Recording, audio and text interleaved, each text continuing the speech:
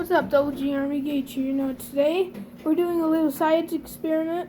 I'm not sure what it's called. I just saw it on YouTube. So first, you fill this plate up with milk, and so you need to get a plate, fill it with milk.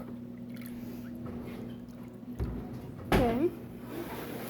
You need to have some food dye and some Dawn, whatever dish soap.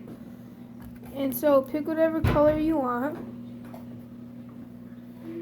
And so get your food dye. And you take it and strip it in circles.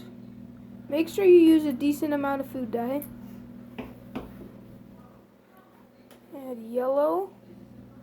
See how it's doing coloration. And then I'm gonna add blue. Wait, no, red.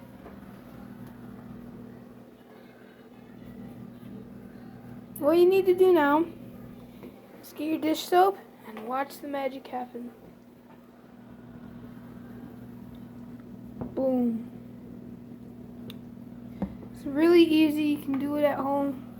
And that's all. Make sure to go follow me on Instagram, GageDanger75, and subscribe to this channel. But leave a like and enjoy. Bye.